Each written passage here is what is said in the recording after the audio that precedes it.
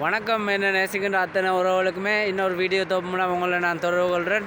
குறிப்பாக எங்களுடைய இலங்கை நாட்டை பொறுத்த வரைக்கும் இன்றைக்கு அதாவது இன்றைய நாட்களில் மிக பிரபலமாக பேசப்படுகின்ற ஒரு விஷயந்தான் இந்த க்ளீன் ஸ்ரீலங்கா. உண்மையிலேயே எங்களோட நாட்டு ஜனாதிபதிக்கு ஒரு வாழ்த்துக்கள். இப்படியான ஒரு திட்டத்தை கொண்டு வந்த ஒரு நல்ல ஒரு விஷயந்தான். ஆனால் சில பேருக்கு இது வீடியோ எதிர்ப்பாகவும் இருக்கும். காரணம் என்னன்னு சொல்லி பார்த்தா, நிறைய இந்த ஆட்டோல் மற்ற வாகனங்கள் வச்சுக்கிற நீங்கள் இருக்குதானே. உண்மையிலேயே வருத்தத்துக்குரிய ஒரு விஷயம்தான். நிறைய செலவழிச்சிருப்பீங்கள் அந்த ஆட்டோ வாகனங்களுக்கு நிறைய உங்களுடைய முதலீடுகளை கொட்டியிருப்பீர்கள்.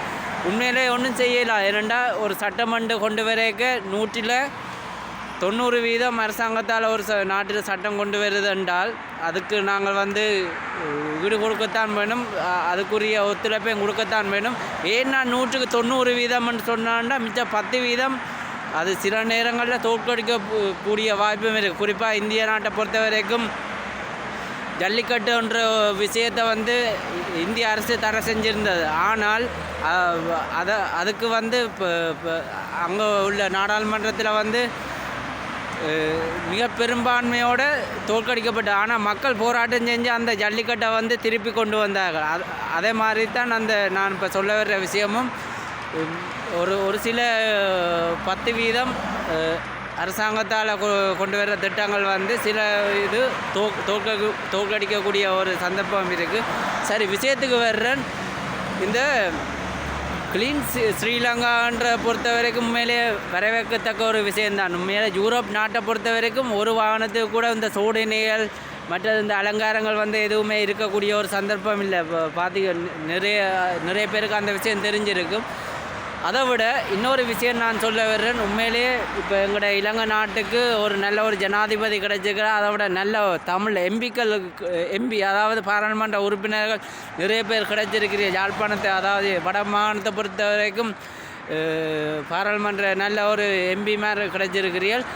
என்ன ஒரு விஷயம் சம்மந்தமாக நான் சொல்கிறேன்னு சொல்லி பார்த்தா, இந்த க்ளீன் ஸ்ரீலங்காவை நீங்கள் ஒரு திட்டத்தை கொண்டு வந்திருக்கிறீங்களானே. உண்மையிலேயே இன்னொரு விஷயம் நீங்கள் செய்வீங்களா இருந்தால் பிரயோசனமாக இருக்கும். அதாவது ஜனாதிபதி அவர்களே, நான் குறிப்பாக இந்த வீடியோ சொல்கிறது ஆராய்ச்சி முறால் பாராளுமன்ற உறுப்பினர்கள் பார்ப்பீர்களாக இருந்தாலும் தயவுசெய்து இதையும் கதையுங்க. ஏனெண்டா இன்றைக்கு எங்களோட இலங்கை நாட்டை பொறுத்த வரைக்கும் ஒரு வறுமை கோட்டுக்குள்ள பல மக்கள் வாழ்கிறார்கள் என்று சொல்லி பார்த்தால் அதுக்கு முழுக்க காரணம் எங்களோட ராஜபக்ச அரசாங்கம் தான். இன்றைக்கு ராஜபக்ச அரசாங்கத்தை நீங்கள் கைது செய்வதாக குறிப்பிட்டீர்கள். ஆனால் அதுக்குரிய ஒரு சில நடவடிக்கைகளை எடுக்கிற மாதிரி காட்டுறீர்கள். ஆனால் இதுவரைக்கும் அது நடைமுறையில் இல்லை. அவர்களை கைது செய்து முதலாவது அவர்களிடம் உள்ள சொத்துக்களை நீங்கள் பறிமுதல் செஞ்சு அவர்களை விசாரணைக்கு உட்படுத்துவீர்கள். ஆனால் அவர்களிடம் நிறைய சொத்துக்கள் இருக்குது. உண்மையிலே அத்தனைத்தையும் நீங்கள் கைப்பற்றுவீர்களான, அதாவது அரசுடைய உடைமை ஆக்குவீர்களானால் எங்களோட இலங்கை நாட்டின் கடன் முழுக்க தீர்க்கக்கூடிய மாதிரி இருக்கும். ஏனெண்டா எங்களோட இலங்கை நாட்டின் பெற்றிருக்கின்ற கடனை விட அவங்க கோடிக்கணக்காக கொள்ளையடித்து வச்சுக்கிறாங்க. உண்மையிலே அவங்களையும் க்ளீன் பண்ணுங்க ஐயா.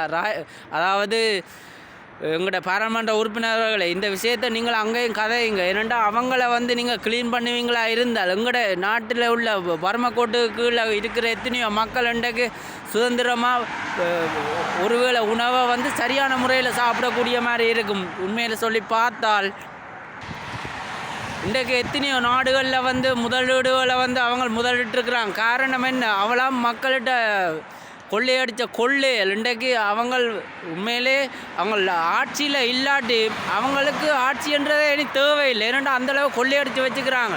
ஆனால் இருந்தாலும் எங்கள் நாட்டில் இருக்கிறாங்க.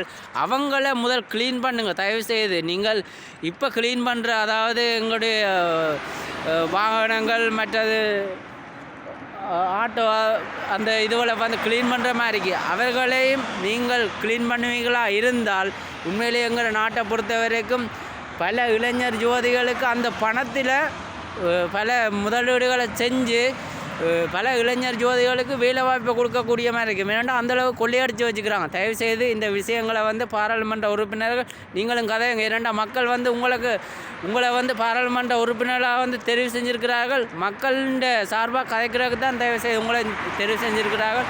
ஆகையால் இவ்வாறான விஷயங்களையும் கதைங்க. ஓகே, அடுத்த இன்னொரு வீடியோ மூலமாக கூட நான் தொடர்பு கொள்வேன். முடிஞ்ச அளவுக்கு தொடர்பு இருங்க. நன்றி, வணக்கம்.